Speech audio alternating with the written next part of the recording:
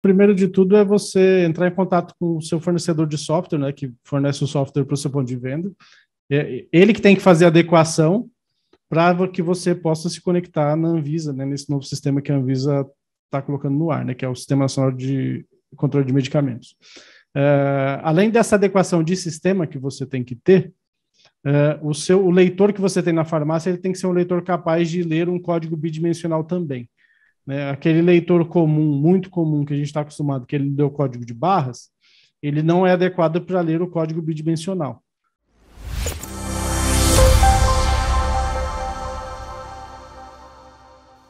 Olá, seja muito bem-vindo, muito bem-vinda ao canal da Farma Contábil no YouTube. Este é o Descomplica, eu sou Viviane, eu estou aqui para te ajudar a descomplicar alguns assuntos do dia a dia da sua farmácia.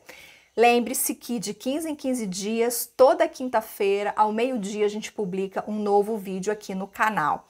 Se você ainda não se inscreveu, faça isso agora, aqui embaixo no botãozinho de se inscrever para você não esquecer e também ative o sininho, porque sempre que a gente postar um vídeo novo, vai chegar uma notificação no seu celular. Se você preferir, você pode ouvir este conteúdo em formato podcast. A gente está disponível no Spotify e no Google Podcasts. No Descomplica Farma de hoje, a gente te atualiza sobre a rastreabilidade de medicamentos no país. Você acha que isso está parado? Não está, não. O projeto está andando e pode ser que ele caia no seu colo quando você menos esperar. Quem descomplica esse tema para a gente é Rodrigo Klein, especialista em rastreabilidade e CEO da T2 Software. Desde o início, o Rodrigo participa e acompanha de pertinho ali o desenvolvimento do projeto de rastreabilidade no Brasil. Rodrigo, prazer enorme ter você aqui com a gente no canal da Farma Contábil. Obrigado, Viviane, pelo convite. Também é um prazer aí estar mais uma vez conversando com você. Olha, o Rodrigo tem um canal aqui no YouTube incrível, com nem sei, né, Rodrigo, quantos vídeos o Rodrigo já tem sobre rastreabilidade. Quantos vídeos? Tem mais de 50 já. Então, já tem tudo isso de conteúdo no canal do Rodrigo. Eu vou colocar aqui na descrição do vídeo o link, o endereço do canal dele para você se inscrever, ativar o sininho, e ao fazer isso eu tenho certeza que você vai ficar super atualizado, vai acompanhar o dia a dia da implantação da rastreabilidade no Brasil, beleza? Bom, Rodrigo, a primeira coisa que eu quero saber de você é em que pé tá a rastreabilidade, porque a gente viu aí que no comecinho disso a imprensa, principalmente a imprensa especializada, né, essa imprensa aqui que a gente cobre o setor, ela falou bastante do projeto de rastreabilidade, deu um prazo, esse prazo era 28 de abril para estar tudo funcionando, não aconteceu isso, mais uma vez o projeto foi para frente, mas quem tá de fora tem a sensação que esse projeto nunca vai acontecer. Então eu queria que você atualizasse a gente sobre isso. Qual é o contexto atual do projeto? Viviane, essa questão da rastreabilidade, durante todo esse ciclo de vida dessa discussão, nós tivemos tivemos um vai e vem, né, em relação à questão da legislação. Por quê? Porque esse assunto nasceu lá atrás, em 2009, com a Lei 11.903. E essa Lei 11.903, ela teve uma revisão para a Lei 13.410, que já foi em 2016, e durante esse período da Lei 13.410 até agora, o setor, né, e aí eu falo setor, a gente diz sempre indústria, atacado e varejo, né, como um conjunto, aguardou que a Anvisa definisse alguns aspectos técnicos da rastreabilidade, mas houveram alguns atrasos nessas definições, né? O que causou, de fato, na implementação, um atraso em relação à implementação na indústria do atacado e o varejo de maneira uniforme, né, por conta de algumas indefinições técnicas. O que a gente tem hoje é que já às vésperas da entrada do sistema no ar, né, como você falou, 28 de abril, é que nós temos, inclusive, no Congresso, 2 projetos de lei para alterar o prazo da rastreabilidade. Tá? Então, o primeiro deles é o PL 2552, que é um PL suportado pelas entidades do setor, né, e a gente fala principalmente o Sindusfarma, que é mais representativo, que pede uma extensão, né, ou seja, um adiamento desse prazo em 3 anos, só que esse PL está parado, né, nesse momento na Câmara dos Deputados. Né, ele passou pelo Senado, nasceu no Senado e está na Câmara dos Deputados.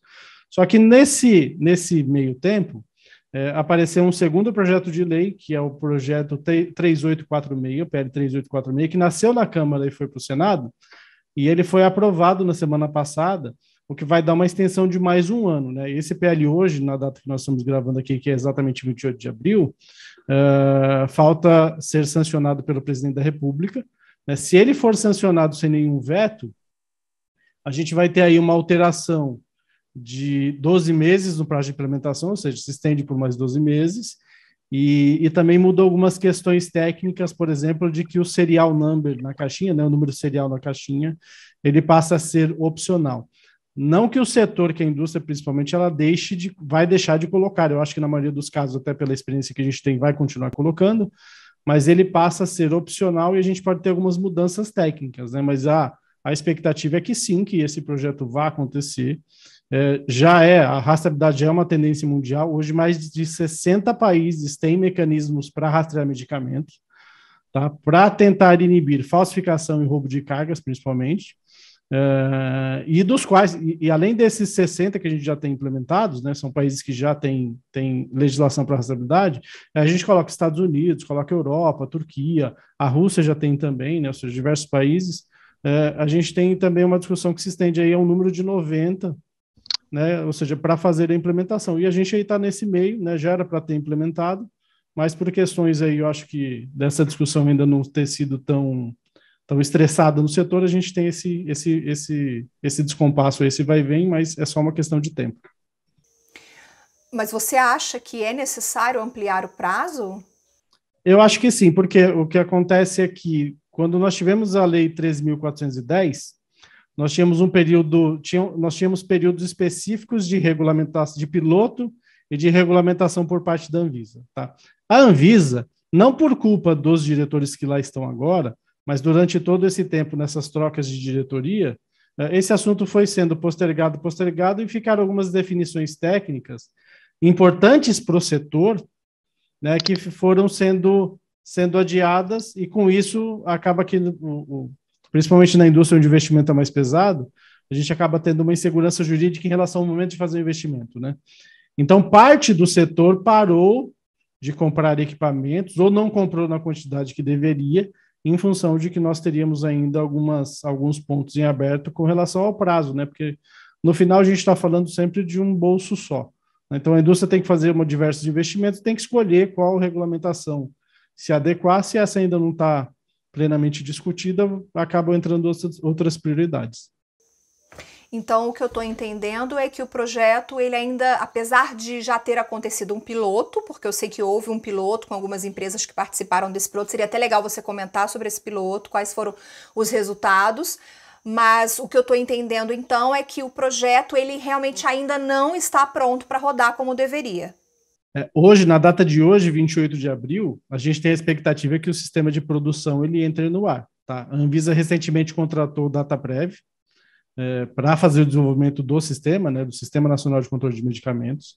O DataPrev já está trabalhando nisso, né, a gente faz parte de um grupo de empresas que está ajudando nesse teste, né, a gente, pelo lado da indústria, tem suportado diversos clientes, e existe a expectativa de que hoje, né, que é 28 de abril, o sistema entre no ar, né, o sistema de produção. Porém, ele entrando hoje, ainda existem algumas etapas aí que toda a cadeia precisa se conectar, né, não é um processo simples de ser feito, né, ou seja, fazer uma conexão até pode ser simples do ponto de vista técnico se a gente olhar isoladamente. Mas se a gente falar, por exemplo, da indústria, tem que alterar processos internos, a distribuição e o varejo também tem que passar a fazer uma leitura unitária das unidades, né? Existem uma série de vantagens, mas a gente ainda precisa passar por uma etapa de implementação mais detalhada, né, para toda a cadeia se adequar e ter a rastreabilidade funcionando plenamente.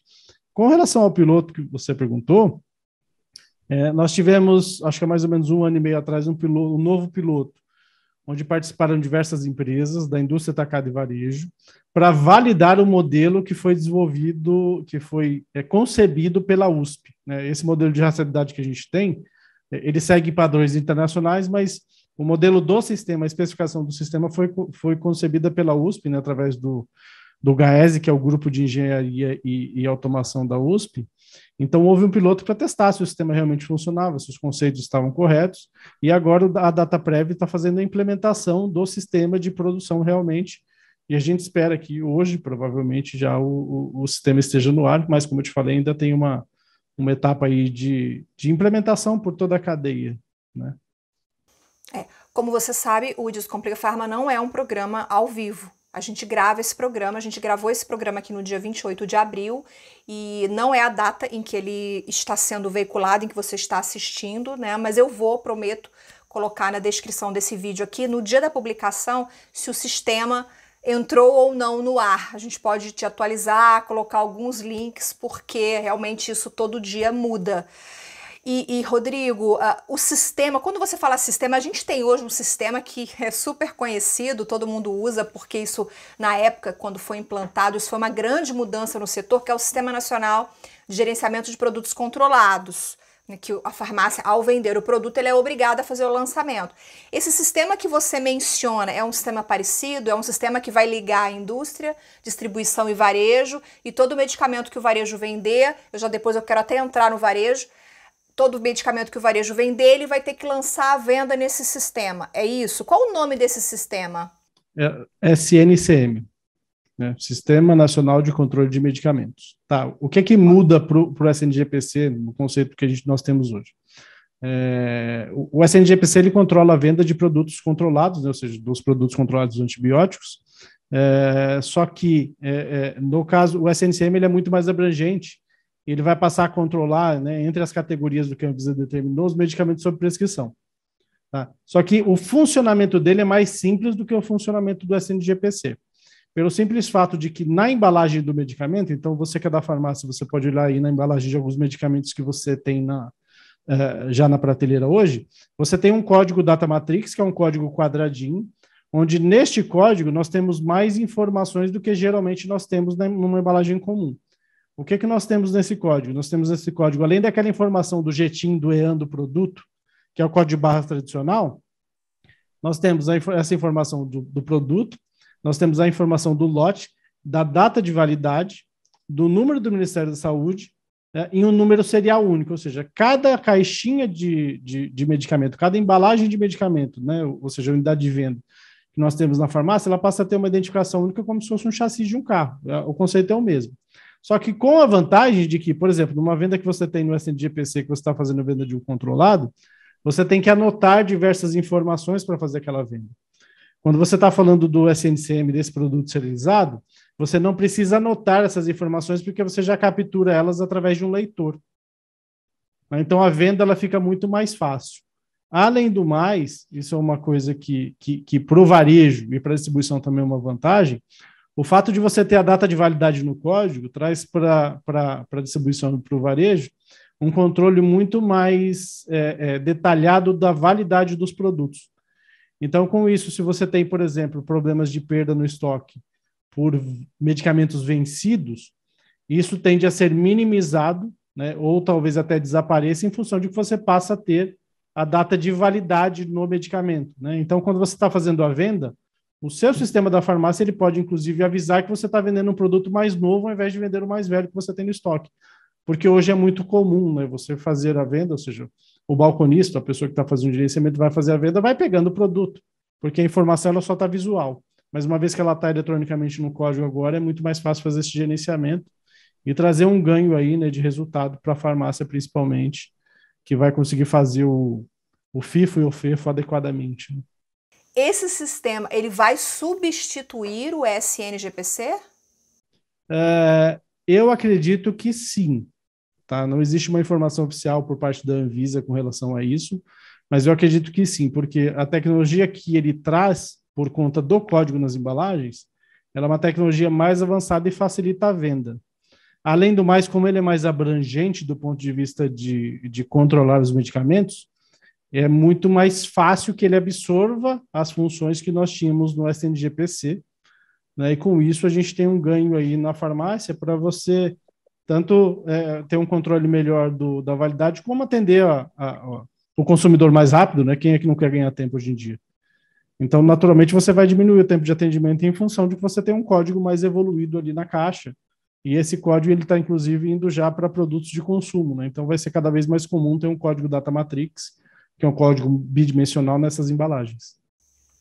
E, Rodrigo, como está, nesse momento, a participação do varejo farmacêutico nesse projeto, né? Porque a gente fala muito em indústria, se adaptar, indústria, distribuição, mas o varejo? Já tem farmácia participando, já tem farmácia adaptada para participar da rastreabilidade? Para se eu não acho nem participar, porque é algo que será obrigatório. Já tem farmácia preparada para integrar essa nova cadeia?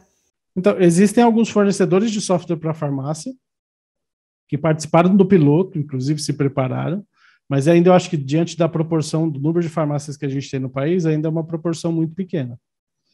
Eu imagino que uma vez que o sistema seja liberado, a gente vai ter aí uma adoção muito mais rápida, né? Mas, de fato, a gente tem uma concentração dos trabalhos muito focados hoje na indústria, né? Que é onde começa, né? Os investimentos nas linhas de embalagem são muito altos, né? Então, onde geralmente a gente coloca mais o esforço nesse momento. Depois tem uma onda aí que eu acho que vai puxar muito os distribuidores, né? Porque a distribuição ela tem que controlar a entrada e a saída também, né? Ou seja, e de muitas indústrias, né? E até que esse produto vai chegar na farmácia. Mas hoje a participação ainda é bastante tímida.